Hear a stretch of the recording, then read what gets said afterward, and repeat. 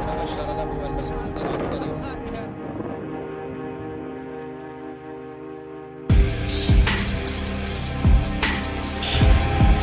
United States is in a state of confusion and surprise. We fear this. We fear that they have something out that majority of the people don't know about. Olan tüm halkların hakları gibi haklar. Ne aşağı ne yukarı. Ne fazla ne az. Pent-up feelings that may result from decades of repression and people who've had members of their family killed by that regime. A lot of killers. Get a lot of killers. Why you think our country's so innocent? But I won't attack it because someone sicks me on. I don't let anybody use me to fight their battles.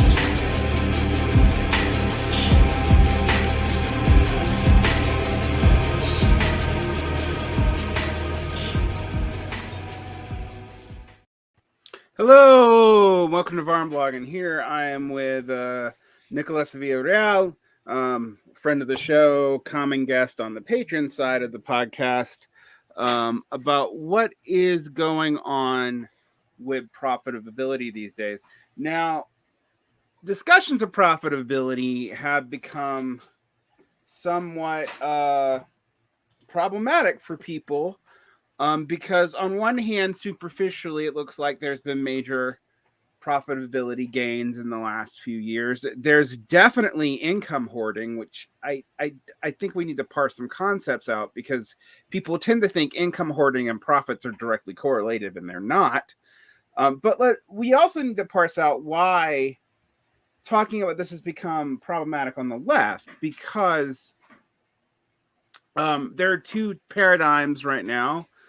Michael Heinrich's Marxist monetary theory of value, which is controversial outside of Heinrichians, and modern monetary theory's insistence that because of bad physics metaphors in 19th century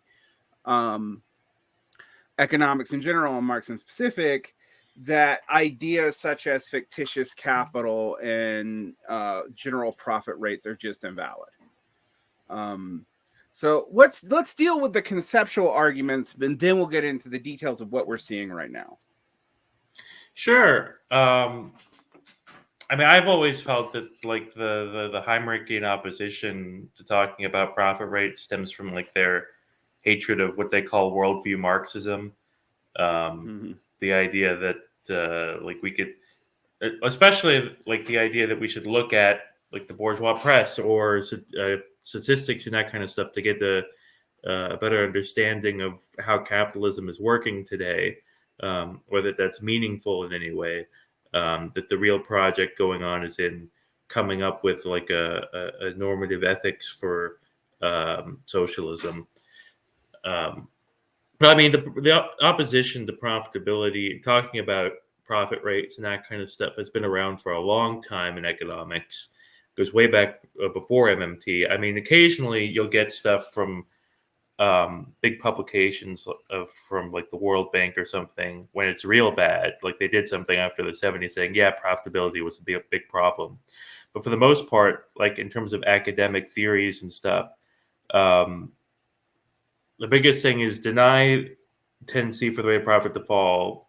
The other thing is that, I mean, economics posits that profitability should be, like economic profit should be zero, right? So that like questions about profitability aren't a real thing in like neoclassical economics, because profitability as like an actual structural thing shouldn't be a thing that can be analyzed and stuff like that. Well, there's a couple of different things there for me. For example, I will accept that Marx's particular incomplete arguments in Capital Volume 2 and Volume 3 about machines being the primary driver of the profitability crisis are empirically sketchy as actual explanations for it. But what I don't accept is a lot of people take from that this concept that it's an invalid concept, and they haven't looked at even later Marxists. Some of this has to do, if we're honest, like not just neoclassical economics, but also in Marxist economics, was that the monopoly capital thesis people who thought that the MCM circuit of capitalism was over, going back to Paul Sweezy, also posited that there was no meaningful discussion of profit rates because we exist in an area of monopoly capital, et cetera, and so forth. Right, which is really ironic because the one time that the machinery driving falling profit rates was a concrete, very real thing was in the 50s and 60s. That was when it was the most real. And it was also when monopolization was like the biggest thing, right? And I mean that was a whole like bug, I think, in Marxist thinking at the time, like this idea that monopoly capital had solved capitalism basically, as opposed to like forcing it to blow it up. And they really should have thought through the contradictions there better. But I think that, and I should clarify from what I said earlier. I mean, like neoclassical economics does have theories of why profit, like what income to capital is, like marginal productivity of capital and that kind of stuff. But or you have to, but it's not well formulated. Most of this kind of stuff kind of got blown up in the Cambridge Capital controversies. And I mean, nobody really has, I think, a good theory of why, like, what profits are structurally than like orthodox Marxists. Or actually, I think that somebody does have a better theory, and that is Ian Wright, who probably is the best one, because a lot of Marxists have not talked about how profits are also structurally the costs of reproducing the capitalist class. And that's something that wasn't included in Marx's original formulation. But so social reproduction of the capitalist class as a class is not in capital, is what you're arguing there. Basically, as like a part of like as a formulation of income, and a cost of production. Like he talks about it obviously, but he doesn't, like when talking about profit, it's not there. So one thing that I think people glom on this about in Marxism, and we can go to the general, okay, Right. is that there was a lot of assumptions during the third period of the USSR that basically worldwide immiseration would lead to revolution. And in early Marx, actually, around in the 1850s in particular, you see in his letters a similar belief that he abandons. There are people like Andrew Kleiman, who I hesitate to mention because how much he personally hates my guts, who say that this is not a change in Marxist thought, that Marx never thought that the immiseration thesis was the correct thesis. But it's hard for me to reconcile that with what also socialists at the time believed up into the 1890s, right? It wasn't just his letters of Marx. It does seem clear to me, though, that by the time you get the Capital Volume 2 and 3, he doesn't really believe in the immiseration thesis as classically articulated anymore. The reason why that would matter for Kleiman is because the argument made by Donskaya is basically an argument against Althusserianism, there is a unity of thought presumed in Marx, right? Like, and while me and you have our disagreements about Althusserianism, they have nothing to do with that.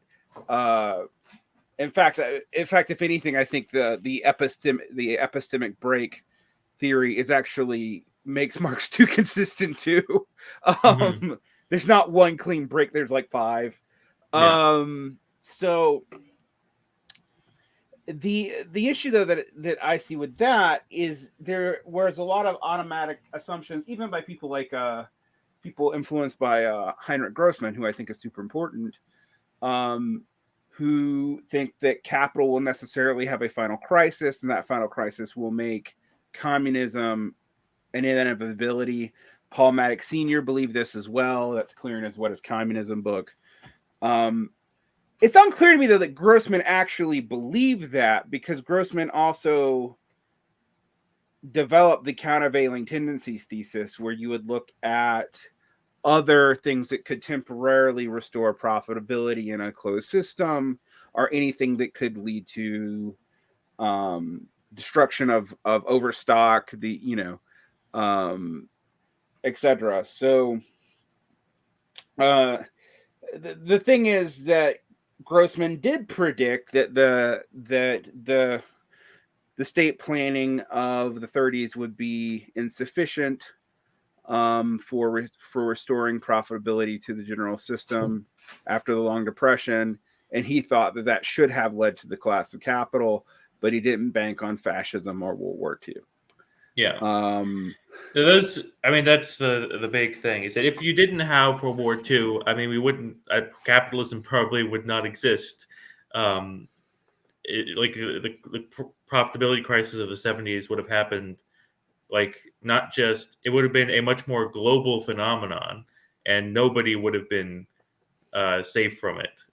But you still have pockets of underdevelopment that you could expand into, and maybe those could expand into sooner. But putting aside the question of how profitability relates to a final crisis of capitalism, and just return to the immiseration thesis for a second. I actually had a comment on my blog just the other day about this. I responded to about, even if classical immiseration thesis is wrong, there's still this idea of increasing kind of humanistic suffering from alienation and that kind of stuff, which it seems to be most of what's replaced it in a lot of ultra left circles. And I think Heinrich and Endnotes I include in that both have that kind of outlook. But the problem with that, and I think that it's largely driven by atomization in society, is that the difference between immiseration in terms of wealth and in terms of income, versus a humanistic suffering caused by atomization, is that atomization actually makes it harder to do revolution or organizing or anything like that, versus relative immiseration can really increase agitation and that kind of stuff. Yeah, so there's a bunch of different things in there. So you have two different theories in Marx, his theory of worker alienation, which is actually early Marx and often dropped by Althusserians, but I think actually correct, in that internal competition within sectors of capital actually increases alienation, which means relative solidarity is harder to achieve. I think that, to me, that's empirically verifiable at this point in sociological studies. On the other hand, and this is where I agree with you, I would read Endnotes and go why the hell do you think riots would lead to what you think it would lead to? We have no evidence for that. In fact, we have the evidence for the contrary over and over and over again, where the left will get into a riot cycle, valorize it, and then reaction will be the people who actually politically benefit from said cycle. And we see that in the 70s. We fucking see it in 1848. It's a long-standing trend. Because the institutions that riot would need to funnel into don't exist, and people who over focus on spontaneity, and by this I don't mean Luxemburgist, I mean communizationists, tend to just think that, for example, ecological collapse, the increase of lumpenization, any of these other factors will be the thing that gels some kind of crisis communism together. And while I think ecologically speaking, we may actually be looking at the best case scenario being a kind of crisis communism, I don't think it would actually come out of those. No, when you think about what, the communism of necessity of in response to a crisis, it's not going to be coming from. Maybe riots will play a role in terms of the response, but that stuff grows out from the state basically. And that's also how Marx envisioned it, that that the crisis of monopoly capitalism would be creating like a necessary response from the state through expropriation and that kind of stuff. But I also think it's important to think about this, like in how like people are understanding and responding to those crises right now, and that there's this discourse that I think the right is actually slightly winning about that. What's really needed is like a fascism of necessity. That like everything kind of militarized, shut down to preserve class society, which this is kind of a stupid poll, but this is also why I kind of agree with the take that I don't know if you've seen the show Attack on Titan, that there's a lot of discourse about that. It's basically that fascism of necessities, of like you're encircled by like humanity is fundamentally at risk by these monsters and stuff, and what is like the state organized to do but militarize entirely to preserve the class society at the center of it. But I don't think that that's like the ultimate like that idea is embedded in like public consciousness really well. But I think that that communism of necessity is like the actual solution in terms of like what do we need for survival, Right. because the surplus that goes to preserving that class society is surplus that could be going to preserve society as a whole. Right. But I mean, let's look at that right now. I mean, I like to think about this. This kind of comes up in a book where I'm interviewing the author, the Climate Leviathan book, when he posits 4 futures. And one of the ones he posits is like total mobilization to save the current system. He calls it climate behemoth. That does not deal with climate change, doesn't deal with, necessary inequity.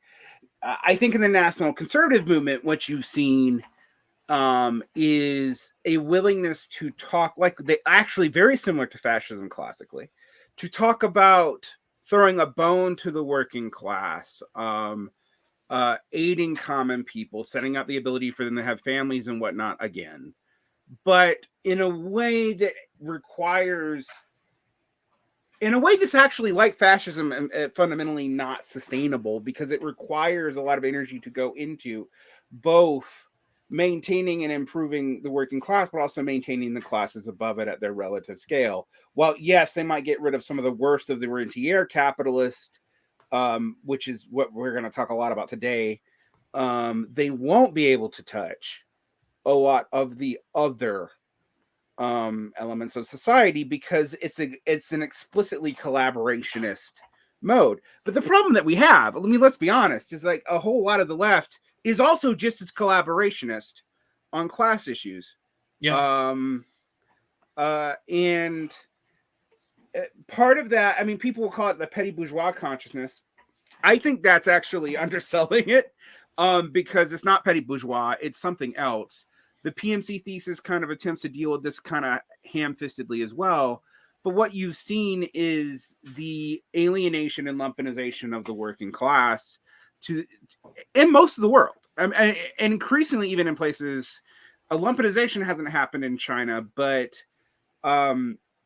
moving more and more of society into rentier and rentier dependent positions is nearly universal.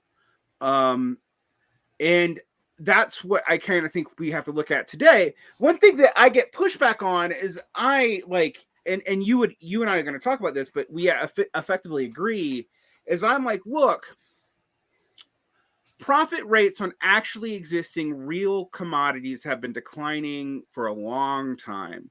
There's a reason why things like few futures, which fell out of the market this week, and stuff, were always considered very low yield bets that you only put your money into when you were like drawing on retirement, when you needed your money to be super stable, because it's going to be super low yield, but it's going to be consistent.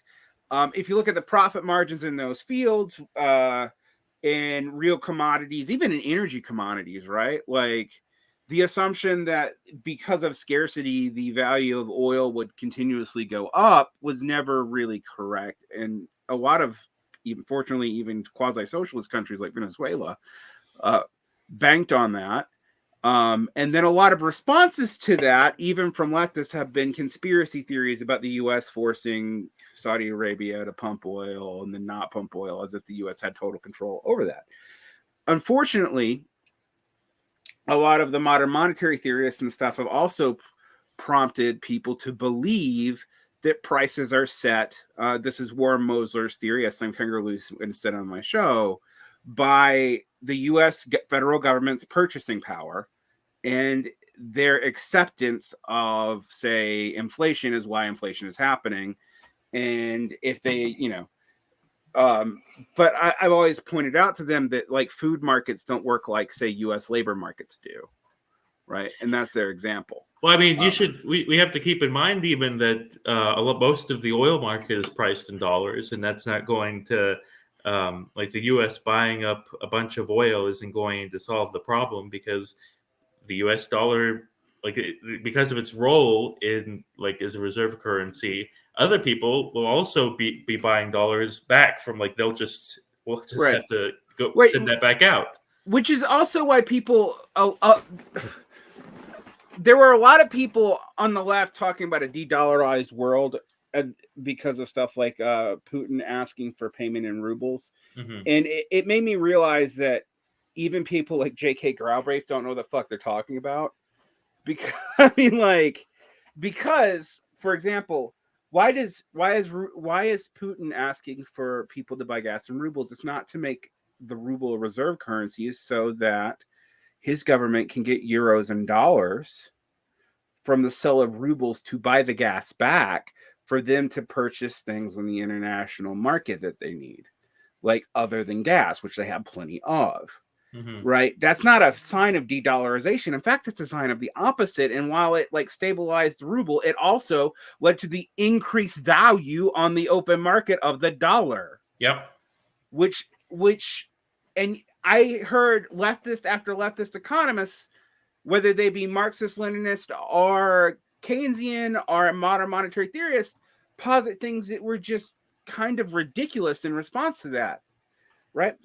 But you and I have been also kind of battling this neo-feudalism thesis. I think the neo-feudalism thesis, the techno-neo-feudalism thesis, is interesting because it is actually onto something, which is that most of our profits seem to be in areas that are fiscalized, and we're going to talk about that today. I think it's very important to remember the physiocrats when we think about these things, and they had this very important point. It's like the kernel of. This is the first kernel of real scientific economic thought of in order for you to have an economy of people doing other things besides just meeting their immediate needs, you need to create a surplus of goods to you create enough food, you feed the people making the food, and then you feed the people doing everything else, and then those people create other outputs, and it's thinking about how input-output tables work now, but you have to think about that circulation of inputs in society. So when we think about the industrialization and the development of capitalism, we have an immense the wealth of capitalism is an immense accumulation of commodities. It's a bunch of stuff. And the first thing that you got to make is a bunch of stuff that feeds people, that facilitates them to do other things, that allows them to make more commodities. But the thing is that meeting people's needs, in order for you to get your inputs, in order for you to get food and water and shelter and clothes and all that kind of stuff, you have to sell something. And this, there's this immediate demand for you to be interacting on the market because of that. Now, the thing is that as we've developed, and it's been a lot easier to create those things, we've also simultaneously developed a need for people to come up with things to do, to create these whole other non productive sectors. That is a necessary part of capitalist development, as you've created more and more surplus. You need people, because you don't have any other way of organizing society and getting people to do like worthwhile things. They have to be find some way to interact on the market. This is the problem with Graeber's assertion that bullshit jobs, for exple, are basically an ideological project. They serve a concrete thing, which is feeding people. Right. Like, and if you like, you know, if everybody dies, you don't have a market. I mean, capitalism is evil, but it's not that kind of evil. Mm-hmm. So, I mean, even for the surplus population, right? I mean, this is why highly inefficient government things like prisons, which, by the way, are some of the most inefficient government things ever, are tolerated by capital, particularly in the cores of capital, because it does something with what would be a dangerous, unstable part of the population because of its bracketed out of productive capacity and the ability to feed itself. You know, that is like one of the most literal parts of like having to make up stuff to do, because in Virginia in particular, there is a law that says schools, public universities, and like all public schools have to first look to prisons to buy like furniture and office equipment and stuff. So they force them to do that. Right. I mean, and the amount of productive work in the United States that actually happens in prisons is poorly understood, and it's quite a bit, believe it or not. But it is done at very, very low cost margins, because while technically, I mean, the 13th Amendment does allow you to do that for free and basically is legalized slavery. In most cases, most states do not actually do it truly for free, but prison labor operates at a wage and recompensation that's way below anything that would be legally allowable. Oh yeah. Like they'll give you, like they do some stupid like legal way of getting around it. They're like, they'll pay you the full wage of like minimum wage or whatever, and then they take it out of your paycheck. It's like they reduce it. What's the word for that? When they'll like garnish your wage for the cost of the prison stuff that you're doing. Yeah. And then give it to you for the commissary and the commissary environment of like $1 to every $6 or $7 earned. Yeah. And stuff like that. I mean, actually, you know, it's interesting because the left 20 years ago was actually better at talking about this than it is right now. Partly because the cost of prisons has gotten exponentially too high, even for, you know, coinciding. That's also becoming true for school, by the way. One of the things I pulled from David Blacker is like it's neoliberal extension of training in public education, which by the way, I mean, from a libertarian perspective, and I think they're not even wrong about this, is effectively cost farming. I mean, you know, they're creating costs to the state, right? Like that's what they're doing. That's why, you know, and increasingly it's cost farming back onto the individual and debt peonage. But the reason why they push this, and the reason why like there's been push for things like mandatory schooling to 18 as opposed to 14 or 16, it isn't just because of the inhumanity of shit like child labor. It's also because they don't want the instability of that many people having nothing to do while they're unemployed. Yeah, and that's why we had like the unrest in 2020. Mm-hmm. It's because there were so many people unemployed that didn't have. Yeah, they could actually participate in it. Yeah, exactly. I think like people like when people would tell me that we were going to see those riots again in 2021, and I was like, no, you're not. Like, like too many people have to go back to work. They just don't have time to participate. I'm going to go to a big riot after work as I'm going to take a nap. It's, you know, I don't know. It's, you know, and that's been the problem also with the planet lockdown liberals. But, and by that, I mean, all the people who wanted who thought the answer to COVID wasn't like massive infrastructure reinvestment, which is what we should have done. Although it's very hard to do for reasons of complexity, and I could go into that another day. You know, like redoing the evac systems, you know, stuff that we actually did. For example, the design of buildings changed after the Spanish flu. right? But one thing I point out to people, and this is where my non-Marxist systems theory stuff comes in, is we're building infrastructure for the first time after the Spanish flu. That happens after, in the 20s.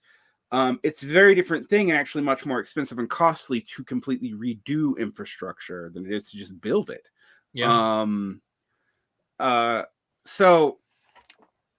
But that actually gets into some of the issues that we have with profitability, because there's less and less low-hanging fruit for which production can easily go into.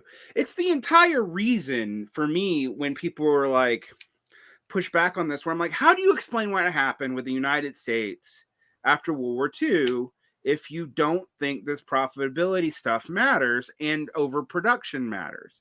Because what we created in the Keynesian internationalism of the 50s, which, allowed social democracy in Europe and Fordism in the United States to really take off, is building new infrastructure, because the infrastructure was destroyed in war, with production capacity in the United States, selling it for cheap, but still selling it. Thus having a new market to grow into, having profits out of physical reproductive commodities, reinvesting that. And as soon as that project was done, almost, like you're looking at a decade, right? The competitive advantage of the United States starts to somewhat decline. And once you see that, what you also see is that largesse not being spread to other places. Now, some of that is a racial project, but people try to explain it in just racism, and I'm like, well, that doesn't really explain it either. It wasn't just racism why they overexploited and underdeveloped Latin America.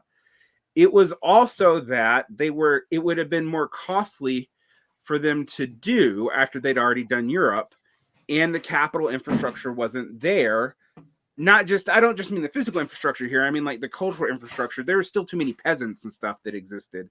And honestly, the liquidation of the peasants is a lot of why the 60s, 70s, and 80s were semi-genocidal in Latin America. Like, this is something that I think you have to look at. But I want to get back to the developed world here. Let's talk about profitability. I've been talking about one of the things about this fiscalization is fiscal profits, because they really are just numbers on paper, basically. Can be productive on margin, but they have diminishing returns, but you can lead to a lot of income hoarding. And I think what we've seen, particularly since 2008, is financialization has been a huge part of the seeming return of profitability since the 1970s. Most Marxists, unfortunately, have seen this almost solely as a political project. Because it's even a concrete political economy reason to that. In order to even have globalization, in order even to put production into China and all that kind of stuff, you need financialization. You need big liquid derivative markets and debt markets and that kind of stuff. You need to have forex markets that are developed enough that you can do all these things, and that requires a bigger financial sector, more people involved, more sophisticated bank operations. So there was a real concrete reason for all of that stuff, as well as like the kind of bullshit job kind of stuff. The need to find something to do. It was not just a pure political choice. I mean, it was a political choice, but one around a concrete program of political economy of how they're going to do things now in order to preserve profitability. Yeah, I think people miss that. They think it was just a cynical ploy, which it kind of was, but not entirely. That they needed to be reinvestment schemes, and there needed to be way to valorize capital, and people realized that costs were going to get too high, and this is where I push back on a lot of liberals or even Marxists who think the problem is just deindustrialization. because I'm like, if you reindustrialized, well, for one, actually, the deindustrialization of the United States is actually misstated.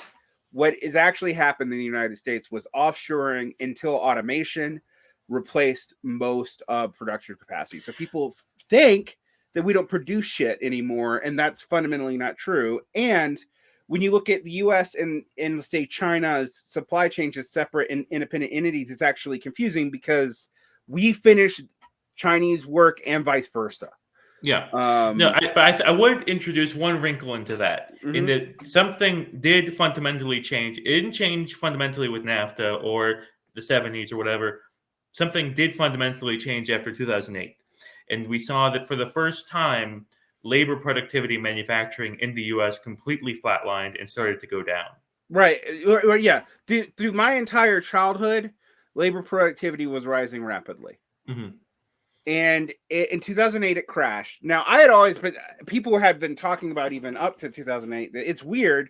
Labor productivity is going up and up and up, and wages aren't. And I'm like, well, yeah, duh, that's relative. That's like relative exploitation, my friends. Like relative exploitation is getting higher.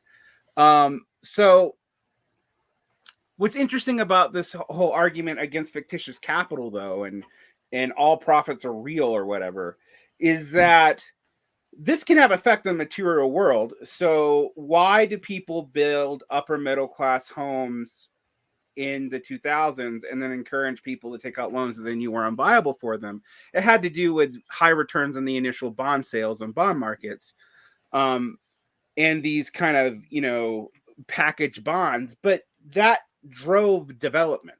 Like that was a perverse driver of development, because that wasn't what was needed. They needed more moderately priced homes and more multi-unit dwellings and whatnot. And they weren't building that because it wasn't as effective as an instrument for bond collateralization.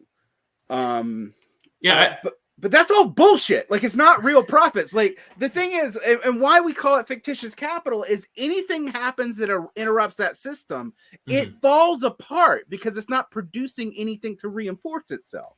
That's why it's called fictitious capital. It's not because, like, the profits aren't real or just doesn't have an effect on the material world.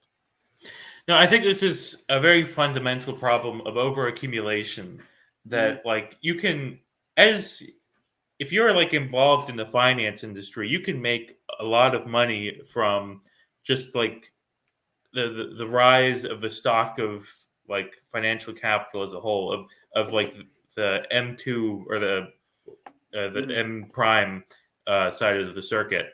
And if like capitalists who nominally and like who actually control that money decide to do something with it, it scrambles the whole system, because the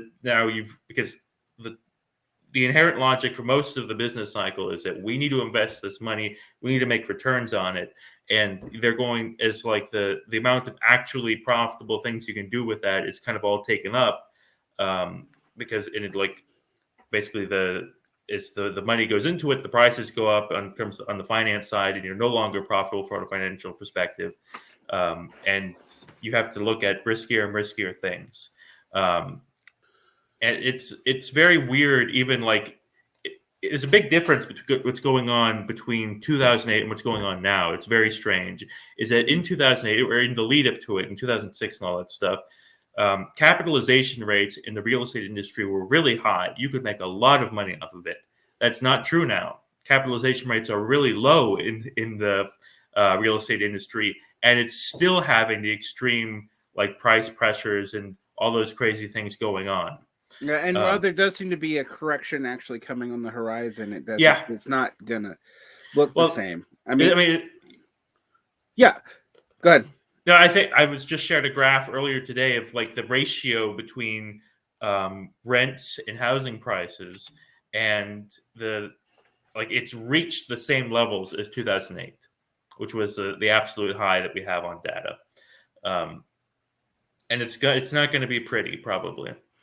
But unlike in 2008, the rest of the economy is overcomplicated and in similar Klug scenarios. One thing I've been talking about is this formula crisis that we're in is an indicator of how this is going to affect the food markets in general. Right. No, it's very interesting the differences because if we're not going to have a generalized financial crisis, that the reforms that happened and the greater capital reserves of banks means that it's At not least going to not happen. here. We might have it in China, actually. Yeah, But I mean, I think they'll manage it okay because of like how powerful the state is and willing to act. That they won't have our problems of being afraid of acting, but they'll definitely have a lot of problems. But more importantly, the problems we're going to face are no longer going to be like MMT is kind of fighting the last battle here with if you had really pumped out money and like sent people checks in 2008, I mean, they sent out a little bit, but if they had really done it, they could have spent their way out of the problem. You can't do that with what's about to happen. That the rising prices in commodities, in food, in agriculture, those aren't going to go away no matter what you do because they are physical shortages. Yeah. And bottlenecks. This inflation, I posted something about this a year ago and people thought I was being alarmist, but I always said these supply chain breakdowns that started over COVID are not going to go away. Don't listen to liberals who tell you this is temporary.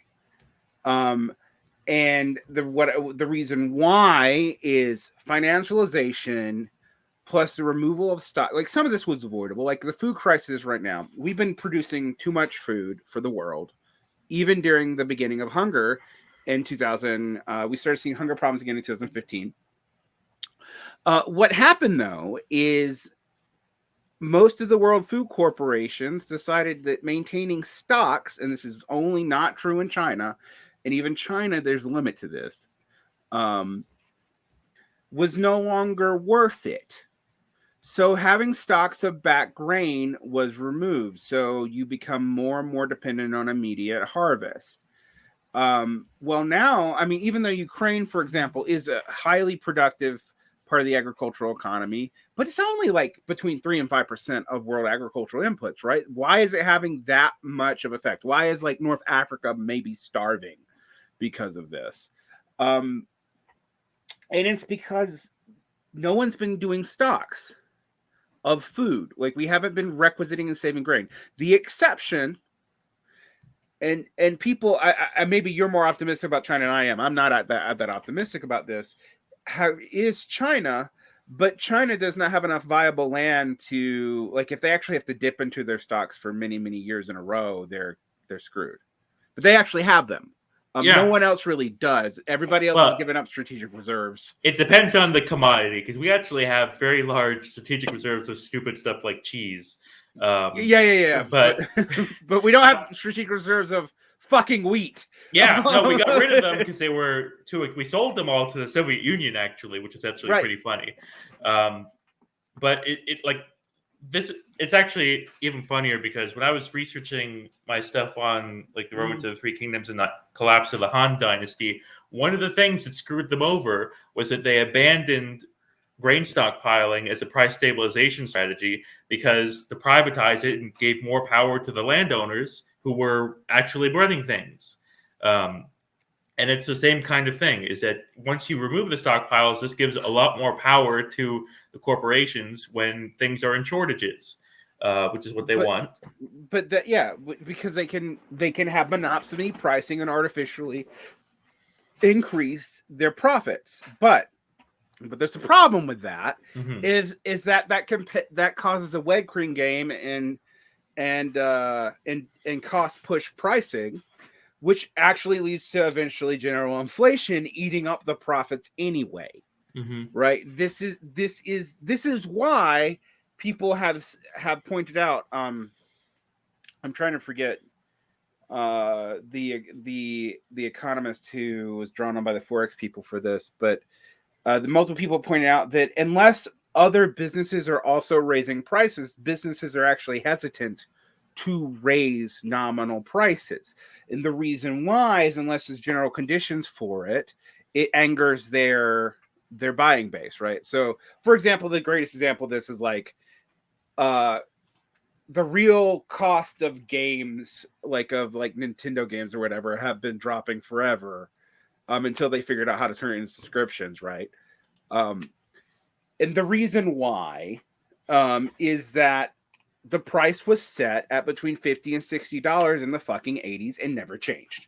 Like, it did finally go up a little bit because it had to around 2008. That's when you saw the initial prices pop up from like 50, 60. And then they figured out how to platform it and stabilize it. Okay. People have not been paying attention to the fact I've been trying to get people to look at. There's a reason why everyone is trying to go to rent models, because the commodity profits are too low in a physical commodity and rents are at least stable.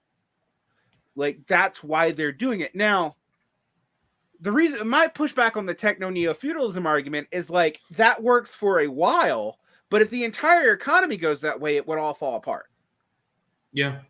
Like, there's no, like, and the reason why is actually quite simple, and it's like based on what you said. It's actually about fucking food. Actual feudalism is based off of a subsistence food production society. It can have booms and busts in rapid cycle, but because of the booms and busts basically cancel each other out to the relative population, which also feudal economies and ancient economies actually do operate by Malthusian calculus laws, as not unlike modern ones, because the population will die off effectively to stabilize.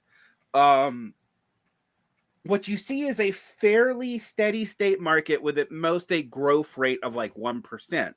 There'll be rapid growth in some periods and rapid decline in others, but overall, it's kind of a historical wash. All right. It's remarkably stable for a system that is basically incoherent, as I've talked about with Chris Wickham. Like, the Chris Wickham's research indicates that like feudalism is not a particularly coherent mode of production. It's a bunch of different modes that basically don't work, but this actually comes into application. That ends with the agrarian revolution which is a different agrarian revolution than the one that like I was talking about, but in the United Kingdom, right? I'm kind of a Brennerite on this because that's when you see this stuff that's coming out of the Italian city-states actually be applied to food on a mass scale, and you see that in England. Okay. Then you have the reinvestment in machines, et cetera, that you have in the Industrial Revolution, et cetera, and so forth. But what is techno-neo-feudalism actually built on? Who's making the fucking food? Yeah.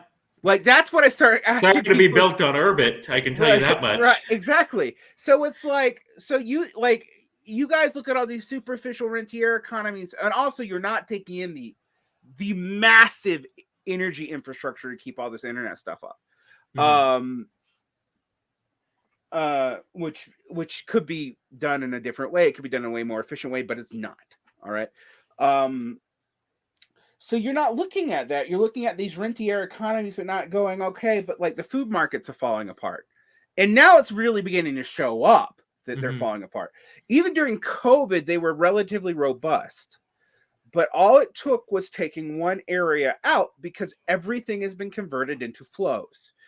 And climate change has been reducing surplus capacity of wheat and major producer countries, us, India, now for a while. And Ukraine is a little bit more stable in that regard, as is Russia. I throw this out because what I saw 2 weeks ago, and I was just looking at stocks, right, is the food futures market fell out. And then I was like, we're fucked. like, and what is interesting is if you read financial analysts, like investment risk analysts, they're talking about this. And yes, it is finally beginning to trickle in a little bit on the second page of the New York Times, but it's not being talked about a lot. People aren't focusing on it. Or they're just focusing on, India cut its wheat exports. Well, why? It wasn't just because India is being a dick, right? They need that food, and they're having their own harvest problems right now. And it looks like they're going to have food riots. And this is like businesses are realizing that how fucked they are. And this happened with semiconductors a year or two ago. And like everyone else is kind of figuring it out now as well, is that we need to invest in stuff. We need to build up this capacity, and we need to have excess capacity in some places. And the militaries are doing this too in logistics. What this is actually very interesting, is that even though up and like there was like the profitability only started declining year over year the first quarter of this year in 2022, the actual after like investment income, the actual money that capitalists could spend has been going down for like 6 months before that, because investment has been going up finally.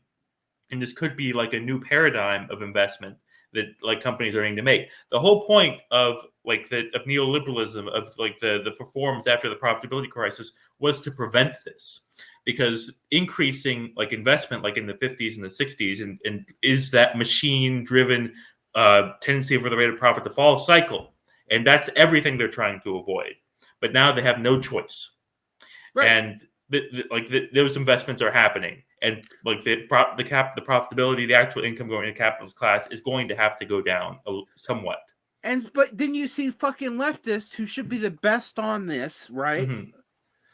Start using literary arguments to, I mean, I'm serious, to avoid looking at actual profitability rates, because it would imply certain things that they've been saying is not true. One of them being that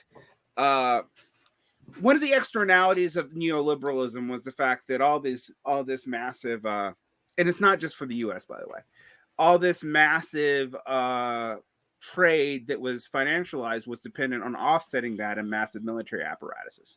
And I pointed out that, like, why did the end of Fordism and social democracy not lead to the shrinking of the state? Because it didn't. Actually, it led to an exponential growth of the state that we only had seen priorly after World War I and World War II.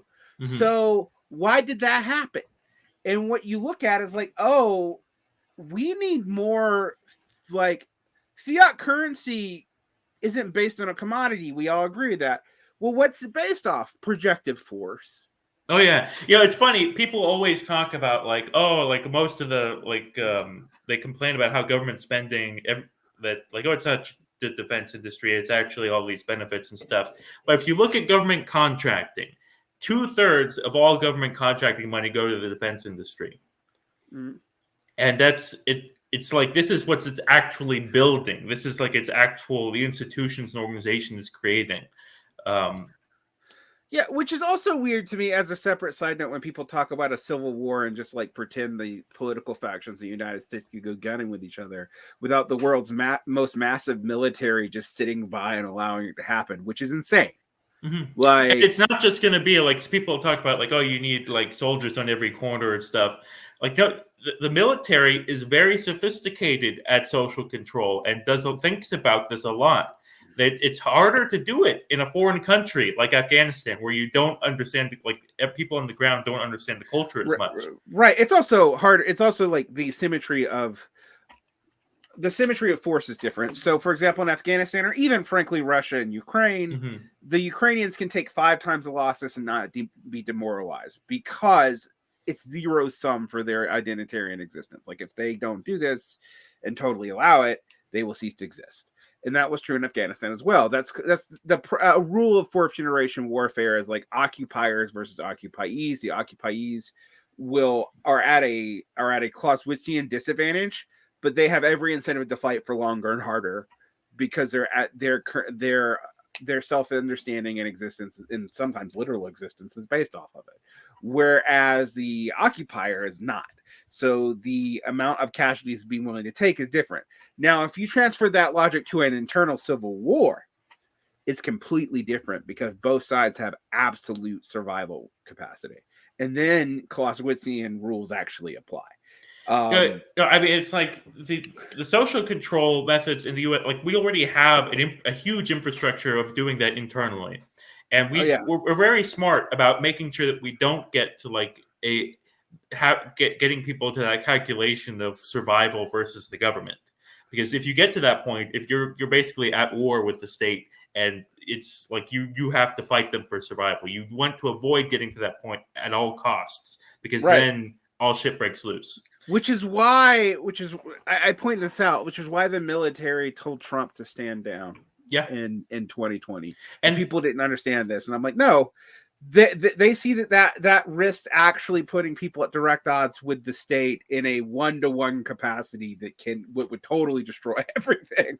Yeah. So like they're going to tell them no, and this is also true, liberals, for your our conservatives, for your Great Divorce, for your projective civil war, your weird federalist independent schemes. When people say shit to me like, well, California can leave because it's 1/5 of the U.S. economy. It's no longer 1/5 of the U.S. economy if it doesn't use the dollar. Mm-hmm. Like, they don't understand how much this fiscalization in California is a highly fiscalized economy. Mm-hmm. Like, even particularly. So I bring this all out because I'm like, this has led to delusions on the left in general that to be fair, are kind of marginal, but this doubling down on stuff like there is no such thing as like all profits are just, fictitious profits. You're making a metaphor like the economy is a machine. Actually, no, we're not. Like, it's, when we say fictitious capital, what we mean is this is not being reinvested in the things that could produce other things. It is thus nominal. If you tried to valorize it all at the same time, it would be impossible because there's nothing to back it up. There's no wealth to back it up, mm-hmm. right? That's what we mean by fictitious capital. We don't mean that like it's like magically created and has nothing related to being real. As long as there's no external shock that causes people to want to valorize all at one time, this can actually go on for quite a while. But the problem is it also starts leading to non-investment into actual physical things, which is what we're seeing. And I want to show people this chart here. You gave me a chart from the Federal Reserve about net value added of corporate businesses, net operating surplus versus net value added of non-financial corporate businesses, the net operating surplus, right? Can you? Yeah. I'm going to show this thing that you sent me for people who don't know. Fred is the Federal Reserve education. It's super useful. People should use it more. Unfortunately, it's usually Nico and Michael Roberts I see citing stuff from it, and everyone else like kind of pretends like these things don't exist. So except when it's convenient for things. But so can you explain what this chart means and why it's important? I'm going to put this here. Yeah. So this is basically, I took the net operating surplus overall, took out non-financial corporations so we can get into all of that financialized stuff, and then show how much of that is as a share of the total operating surplus, which is essentially the profits. And you can see how it's been growing over time since basically since neoliberalism started. And then it crashes in 2008. Yep. Right. And then V-shape recovers. I think people miss this. Yeah. By 2012, it is almost back to its 2008. People don't understand how much the state pulled out all the stops to protect the financial industry, not anything else. Maybe like they did a little bit to protect the auto industry and a couple other things. But where they really pulled out all the stops was the finance industry. And this is like to make sure this happened. Right, because, and this led to this. Can we talk about why that is? I'm actually about to pull that up, but like, I've been fascinated, and it's been MMTers arguing with me about this. This growth of these massive tech corporations that don't seem to physically produce anything, like Facebook and Twitter. Or Twitter's never been profitable, but Facebook, the Musk stuff. All this is in this time period of fiscal investment by the government. Now, I realize that no, QE is not them directly inserting cash into fiscal instruments. That's not what it is. It is a market function.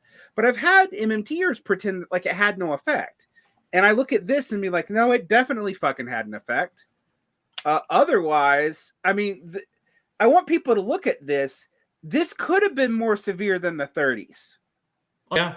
Look, compare. Like I mean, and part of the why the 30s doesn't look so bad on here was because how severe everything else contracted. Right. But I think that like they need this stuff. They need like the where all of this all of the accumulated wealth of like the M prime circuit needs to go somewhere. Capitalists live off of like the yield on that. It's and they it needs to keep growing or else they're losing money. And the putting it into like it as you get that accumulation, as you get late cycle where there's no longer easy pickings, it goes to these very speculative things of, and this we saw this also in the dot-com boom, very clear here of the late 90s, early 2000s, of those big tech companies that exploded in terms of valuations. And a lot of them were worthless. I mean, some of them turned out to be something. And this is kind of like, this we is can what literally see this right here too, guys. Like, I want people to look. Like, this is visible. You see this fall in 99, 2000, which I remember because all the tech bros didn't have jobs. And you see this kind of collapse after 9/11. My city in Georgia, in Macon, really collapsed during this time period right here. All right. Now, not all the U.S. did, but there are certain places where they showed up and then they never recovered. You see a brief blip around 2004 to 2007, and then an abyss because of the fiscalization markets. And what we see here is what was driving this were these fucking junk bonds. If we're honest, like, that's why there was such investment in housing. And I remember thinking mortgage-backed securities. Exactly. I remember thinking this when I was like, my brother, who was like at the time, literally didn't have a job, got a home loan. And I was like, what? And that was my first sign. That was like in 2005. And I started writing about, you know, why are they converting even like this old farmland and this productive capacity land in Georgia into upper middle class housing when there aren't jobs for it here. Then there wasn't. And then a year later, and I actually wrote this in a literary journal, which is weird. And then a year later it crashed, you know. This time period is when I started to become a Marxist, by the way. Like, it was like noticing trends here.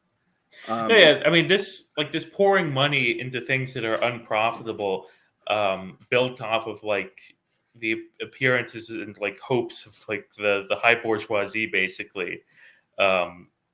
This is what allows. I mean, this is why zombie companies are a thing. This is why, there are so many companies, especially public companies. I think I shared a study with you at one point that like a third of all public companies are not profitable. And the reason why is because they have access to these capital markets and that the money is so cheap, the money capital, and why like the Federal Reserve keeping interest rates low was so important for so long. And even if like, I mean, they're probably going to raise them, but I think they're going to have to chicken out eventually. There's big debates on what's going to happen, but like, well, I mean, here's the thing: what they're saying they're raising the rates for, it can't possibly do. Yeah, and I mean, what are they going to do? Like, when I will say this: Powell has started talking about this in terms of Keynesian class war, of class warfare model of things where you have to drive down, you have to increase unemployment to a higher amount and drive down wages. But the problem is there's not enough fucking people for that to work either. So they can't do that really and it be effective. It will have no effect on these direct consumer goods inflation, which is what people care about anyway. It won't have effect on inflation in healthcare and in education either, because they don't even factor that in and never have. So like, I mean, here's what will happen. I don't know what they think. What do you think is going to happen? Because they basically have been arguing we need to have a recession to save us for a recession, which has been weird. No, they're going to have a recession, and it's going to solve inflation. As like most goods are going to stop seeing prices go up, but the actual goods that matter of food, of energy, and a few other essentials are still going to keep going up because people can't lower their consumption of those. Right. Those are inelastic anyway. Yeah. And it's like you're going to fix the problem for people who have money to spend, and everyone else is going to be screwed. And I mean, we're already seeing, like, even right now, I created some metric of like an index of how much real income is going to the capitalist class or to the working class as a whole on like a per capita basis, whether you're unemployed or not, because that whole wage fund is for like workers, whether they're employed or not. There's of families and other connections and stuff like that. And it's been going down the past like 6 months or something like that. Like workers are not better off anymore. Things are getting worse for them. Yeah, I mean, I've seen that backed up by study after study. In fact, I'll share this right now. This is from Michael Roberts. He pulled some money from and I want people to look at labor share. Let's see if I can make that bigger here. Labor share of net corporate income. Net corporate income, right? It popped up a little bit in 2000. Its really height was 2019. It was pretty flat during 2020, even though you saw nominal wage increases, and it's been plummeting in a way you haven't seen since the early 90s. And I think people need to look at this, because what it says is, and by the way, the share of corporate net income of labor share that's higher than most people realize. I think Michael Kleiman actually pointed out to me a long time ago that it is like 82%. Like, because everyone needs to get fed, and right. That's a lot of stuff to buy, and the capitalist class is much smaller by comparison. And so people who think this is just greed are wrong. Like, but we have seen this go down. The biggest drop was during the housing crisis, right? We see this huge plummet here between 2007 and 2009, and during all the Obama years. I want people to notice this, because this is why people hate Democrats. Yeah, this is why Democrats are now only voted for by the wealthy, which I can show you a stat that back up to. Well, not only the wealthy, but this is. I'll actually share that to you in a second. But they are voted for by the wealthy. Let's just say that. This is the first. 2020 was the first year where the wealthy voted more for Democrats than Republicans in aggregate. Yeah. I've talked about this too. That like in terms of like class preference for Republicans versus Democrats, the differences aren't that big. No, there's like not. Even for small businesses, like it's 60-40 or something like that. And working class, it's like 60-40, 55, something like that. And it's predictive based off the areas, like whether or not it's extractive resources or fiscalization. Fiscal stuff tends to be slightly more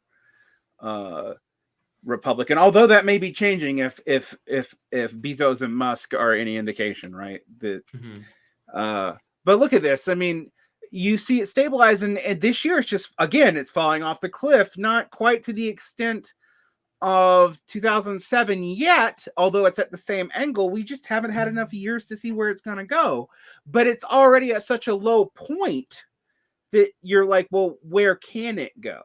Yeah, right? I remember when people were getting real mad at Richard Wolff, and certainly he said some silly things in the past year or so, but they were getting mad at him for talking about real wages going down because of inflation.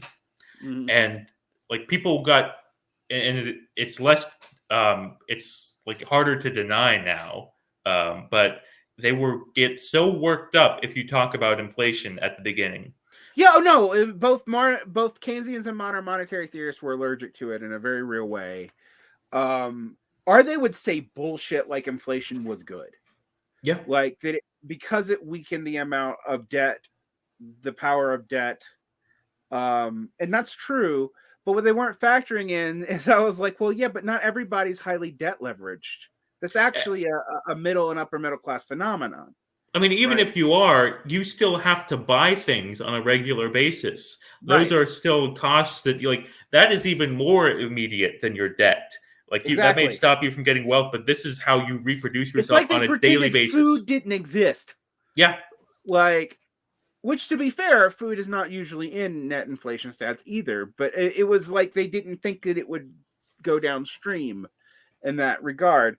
Let me show people something else here, and I want people to look at this. So this you sent me. This is the gross value added of fiscal corporate benefits, financial corporate benefits as a part of GDP.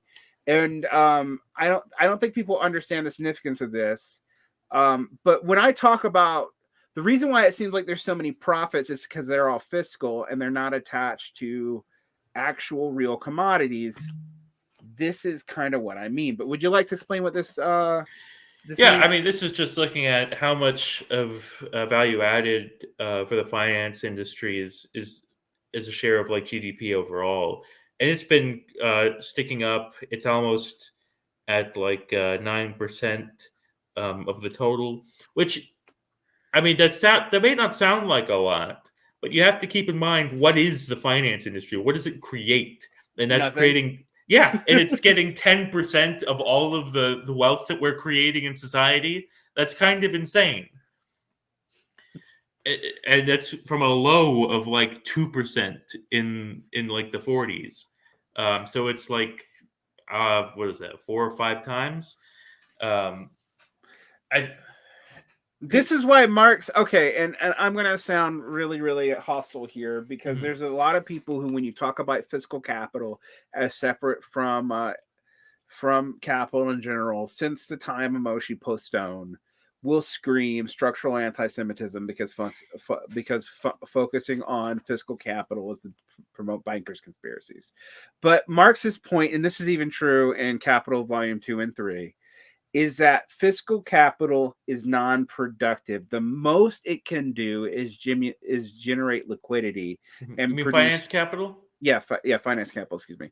The most it can do is generate liquidity, but it absorbs more and more of a chunk of the profits over time, right? Yeah. That's why interest rates go up. I mean, like there's all kinds of, and I mean private, not bank to bank lending. Right. Most of our ways of discussing this now either don't want to touch it because because of stuff like complaints about structural anti-Semitism, and sounding like the conspiracy loons talking about banks, or they don't want to touch it because it means that a lot of the monetary instruments that people are saying by themselves would not work. And I will give MMTers this. They admit that you'd have to reinvest this in the material production and this, that, and the other. This is not something they bracket out in their internal writings, but it is not something they really explain or talk about in when they do that. I'm just describing things, but our solutions would work because they have to assume that the state can command private productive capital directly, and that there wouldn't be democratic problems in doing that either. Like they'd be clear. Like, so one of the things about MMT that it assumes is that the state has total policy control on where investment would go if by using monetary instruments, which is nuts. Yeah, no, and this is this is the most, and actually, weirdly enough, was arguing something similar to this, that like BlackRock is the one actually doing like the physical investments, and this is real life socialism and central planning. But no, like finance investment in finance is to a great extent disconnected from like actual investment. Like denying access to capital markets can mean you don't make an investment, but actually investing in something has nothing to do with whether like that investment in like fixed assets, like actual stuff, actually gets made. And another thing is that a lot of this stuff, like a lot of these financial assets, aren't even handled by private banks anymore. They are handled by the Fed, and that hasn't changed anything. The huge amount of assets that the Fed owns now is insane. And if you look at a graph of like financial assets of owned by banks and those kind of firms, it has flatlined since 2008 to a large extent because of that balance sheet on the Fed. that they take it on instead. So here's what I think that people are missing about why things are falling out in the economy, and they think it's like this marginal interest rate raise, right? Which it is affecting things directly, but that's not what I think is really doing it. It's the end of quantitative easing. Mm-hmm. We've had quantitative easing in mass from 2007 to literally this year, and it's not just the Federal Reserve that's been ending it. Almost all the highly leveraged central banks on the planet have agreed to end it. Europe, Japan, Australia. The only place it really isn't is China, because it's been doing something completely different because its currency is not fully floating. So people have not noticed that. I mean, I literally pointed out, and I got pushback again from supposedly left economists who are supposedly on our side, right? That that it doesn't just seem insignificant to me that Facebook collapsed within a month of the end of QE. Mm-hmm. And part of it was that they once you realize how stupid and speculative the investment was, because that's also when they stopped getting new users. But Right. it is but we're seeing it's not just Facebook; it's the whole market that's experiencing this, and the individual news stories for Netflix or whatever. This is a part of a larger trend that conditions are tightening, interest rates are going up. It's harder to justify these investments, and Right. it's going to be a big drawdown as a result. Which is also why you and I will give the MMTers credit for this because they've been right about this, even though they're kind of wrong about why, have been pointing out that there's a reason why serious people in the real economy have been getting into Ponzi scheme bullshit like MFTs, Electrum, and there's money in it. Yeah, because it's money in it, but it's a quick pump and dump scheme, and Yeah. it always has been, right? It doesn't function in any way the way that it's been sold to function. It's never been a viable currency. It's too unstable and deflationary. It's so deflationary with Bitcoin, for example, that you can start a transaction and actually not be able to afford what you were trying to buy with it by the end of the transaction because of the change of the value of Bitcoin. Uh-huh. Which, so people pivoted it in 2012, 2013 from a currency replacement to a fiscal instrument that sometimes they would occasionally pretend was a currency replacement. But as a fiscal instrument, you were like, well, what does it produce?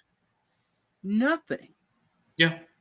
Absolutely nothing. So people are dumping into something non-productive and not thinking about the fact it can't produce anything physical to back it up. There's nothing for it to do.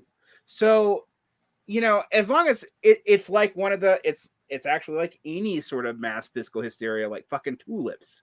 There's nothing but it could do, to bubble. But there are people who invest now who are even saying that they should go back into Bitcoin because that bubble still might be more stable than anything else, which is scary. It's literally a mimetic hazard that so long as it's a thing that's got your attention, it has value, and it's a thing. Right. It is the animal spirits that Keynes talks about, right? Yeah. But the moment that you're not looking at it, the moment you realize, it is similar to pyramid schemes in that way. The moment you realize, this can't possibly be productive, it collapses. Mm-hmm. But the people who got the initial payouts, as long as they sold it, they're going to do well. Yeah. That's why there's so many crypto millionaires now. Right. I mean, but to me, that would only be attractive. Just like, for example, pyramid schemes started blossoming in the 70s for a particular reason, right? Mm-hmm. People don't look at this, but I'm like, you guys aren't noticing that the beginning of things like Amway is directly tied to the last profitability super crisis? But I was thinking this means there really isn't anything.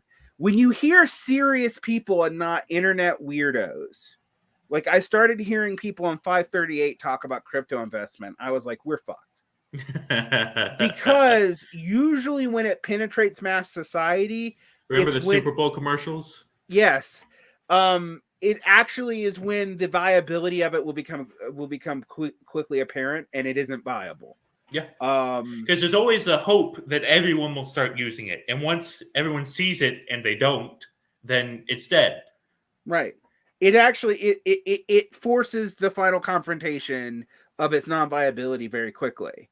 And unfortunately, the crypto enthusiasts and propagators, my friends, you actually are some of your own undoers.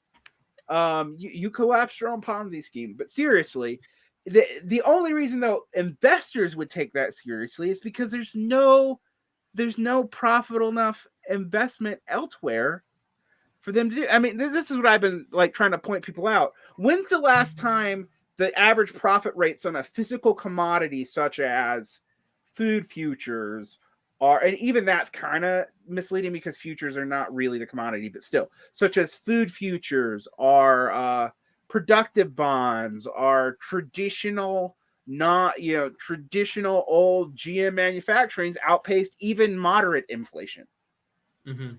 It doesn't. Like, and honestly, it's better for the whole world if it doesn't. well, yeah, I mean that's true too.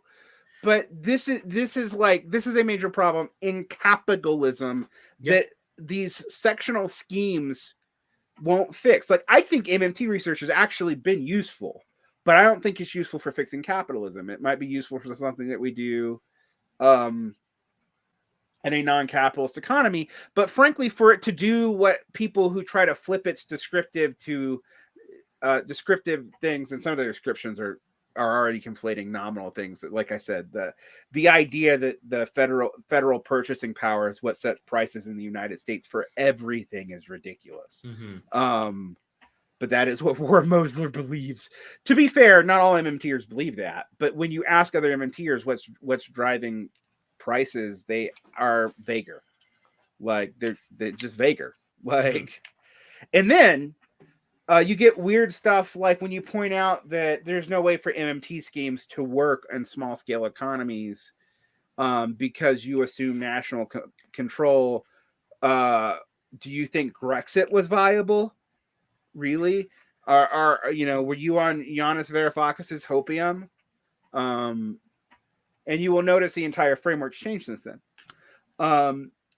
I say all this because I've been looking at these food futures in particular, and in the long term, I think we are in deep shit. And it's for the reasons that you say. Well, consumer inflation is going to go down, except in energy and food. But since people's incomes relative are also going to go down, and they're going to be spending more money on energy and food, that's going to be politically destabilizing. And if I had to say anything, I say it's going to lead to a pretty right-wing turn because the left, unfortunately, and I know my friends, you are in the DSA, but the DSA bears a large responsibility for this, has paired itself up to the Democrats at a time of right before a time of crisis in which it looks like it has no independent identity. And so the only people seeming to speak to this are not just conservatives, but national conservatives who are going to do what you said they're going to do, which is basically national conservatism, aka something that looks like conservative statism, which the last version of that we really saw was fascism on a mass scale. Yeah, I mean, I'm pretty pessimistic, but I do think that there are two tendencies there that I am optimistic about. One is the fact that the situation is forcing companies to make these investments. But I mean, we did, like, the last time this led to a crisis of profitability, it blew up in our faces. We didn't know what to do about it because we didn't understand it. But I am more pessimistic about the DSA now. I don't know what they're going to do, like if they're going to have any effect on what's going to happen. And I definitely see a scenario where, like, the Democrats got very lucky in a way with, like, COVID timing hitting Trump, and they're probably about to get very unlucky with the recession timing that's about to happen. And I think that there's a very good chance that Biden or whoever the Democrats run will lose in 2024. So we're probably screwed in a bunch of ways. I do think that like the worst case scenarios are probably avoidable just because like the really ugly wing of the Republicans that are more petty bourgeois will probably not be able to overcome some of the bigger obstacles put up by like the high bourgeoisie. Right. I also think they're going to hit hard walls. Yeah. I mean, like, for one thing, they're promising to be able to fix this faster than they can, and the Trump phenomenon won't work the same way. It'll be at a different... There is, I think, there is an optimism there, I think, in that they're going to hit a wall, and that the failure of the right could teach everyone a lesson about something. That kind of in a similar way to what happened in China before the communist revolution, that like the collapse, like that you saw, like there was a real ugliness in like the collapse of the last Chinese dynasty. Oh yeah, like the mass death in the streets was real bad. Yeah, and it was out of that kind of I think fascist desires and like really right wing ugliness that they had. I mean, they had warlords. Yeah, and nothing good came. Like all of like nothing actually came out of that anybody wanted. And communism was the only thing left. But we don't even have the thing is though. But dingism. I mean, I know we might be different opinions about dingism, but I think dingism's actually also hollowed out the communist alternative too. Kind of. But I also. Yeah, no, you have hope in state capacity because you don't understand complex systems theory in the same way that I do. I think that the state, because it has its own logic, because it has its own interests that are not necessarily subordinated to capitalism, that have evolved to like contain like what capitalism has, like in order to stabilize it, that if capitalism is truly unsustainable on a basic level, that it will have to do things to move beyond it.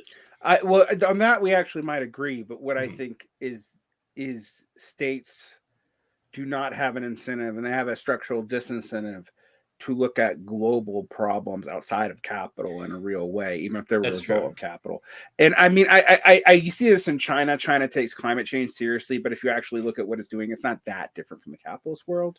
Yeah. Whereas if we had global communism, it would, or when I say global communism, that sounds like, but if you had a bunch of communist states who were non-hostile to one another, right? That's the issue. Is like you need non-hostile organizational patterns, right? Like I don't think you can have one complete world government overnight. That's ridiculous. But you would, but like if you had like say a worldwide planning pack with relative cultural autonomy to areas, you could deal with this. Yeah, and but one state can't. And the organizational differences are key here, because even as we're seeing right now, like the crisis that everyone's dealing with isn't bringing people together. It's making them trust each other less and do things that, I mean, like, well, it's made NATO bigger, but like the German government now is like, oh, we're going to have to reopen coal plants or whatever. Right. Yeah, exactly. We're going to reopen, which even as an alternative to nuclear is ridiculous. Yeah. But, and you see like even though like Modi and Xi are technically like working together and kinda in regards to Russia, that Modi's on the US's side with the Quad, and also the real cooperation with Russia is actually between Russia and China is actually more limited than people admit, and neither Russia nor the US want you to really realize that, because it would endanger their propaganda. So like there's a bunch of counter incentives right now for states to actually cooperate, even states that seem aligned. Because one of the things I've been pointing out is like, I think Europe is actually slightly more aggressive on this Russia question than even the US wants. And people would just say, oh, Europe's just a bunch of US client states. And I'm like, I don't think that's actually that simple at all. No. I mean, it's weird with the dynamics of NATO. And this is actually very important, is that what NATO meant and what the Warsaw Pact before it meant is that these big mega state organizations like this, Europe and the US will never like be destroyed in a war. It's not going to happen. The only way it'll happen, like that, these countries or institutions as like we know them will go away, is if they collapse internally like the USSR did. And that is a fundamental consequence of nuclear weapons and as a strategic weapon. Right. Which also means, though, the old war way out of profitability crisis is no longer viable because it would lead to human extinction. So, unless you let natural disasters do the work for you, which we have yet to see. Oh my god! Yeah, I mean, like this is where the like some people think like I was talking to a friend who takes this declining rate of profit stuff like very mechanistically. It's like we're gonna have a war because capitalism. I'm like, that's not how this works. No. Like no one planned World War II, my friends. Like this was not a capital conspiracy to restart profitability. It was a bunch of individual incentives that incentivized conflict, which was predicted off of, I don't know if you read either Bakar or Lenin on imperialism was somewhat correct. But then what they didn't predict was, nuclear weapons making Mikowski assertion about the cost of destruction actually correct. There's actually a funny way of reading this, that like there actually was a conspiracy, and the conspiracy was by Hitler. Is that was what he was trying to do, and it blew up in his face. Yeah. I think you're actually correct, but I also think it's one of these things where like, okay, the USSR is totally wrong on fascism, and if you took the right opposition and the left opposition of the USSR, so you took Makarnitz and the Trotskyist and added them together, you actually would have had a predictive because the Trotskyists thought that fascism was too unstable to be a threat. Unstable things can be very threatening, right? Because it's like it's an incoherent class allegiance between like the petty bourgeoisie and lumpen and then the right oppositionists were like, it can do a lot of damage. We need to get over our shit to fight it, but we have to fight it in a very particular way, or we're going to reestablish capital. And that's the Austro-Marxist Bakarnist answer.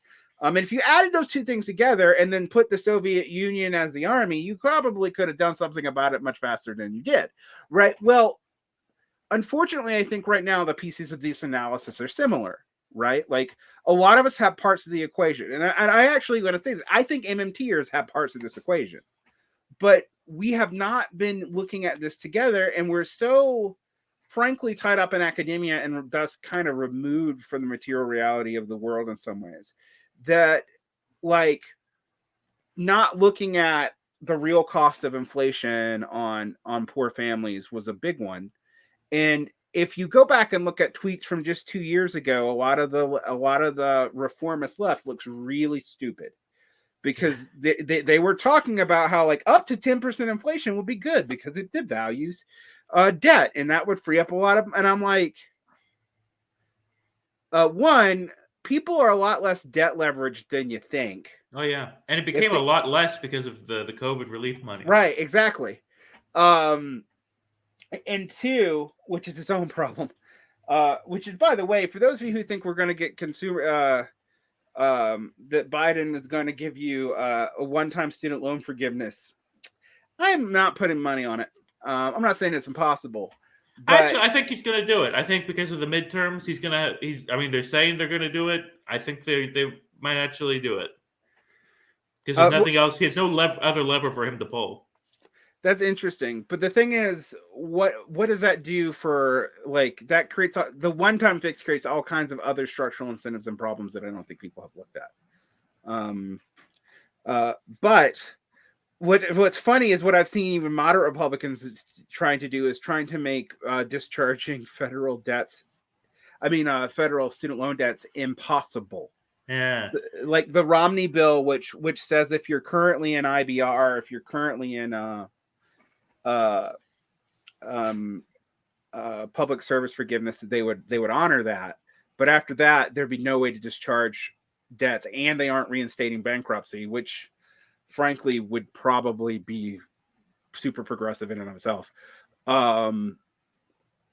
which would be a nightmare land, because it would make student debt completely undischargeable for anyone, like even by the fucking feds. So like, well, I'll tell you, it'll solve the problem of like I can't imagine that anyone would go to like take on those federal loans anymore if that's what it was. Yeah, because it's funny because Republicans seem to think that people took on those federal loans in bad faith, or they agree. It's like, I've been reading that, and I'm like, boomer reactionaries, and there are a lot of them are these talking points. But I'm like, do y'all not understand that you can't declare bankruptcy on this? Like, yeah, I mean, it's already really bad.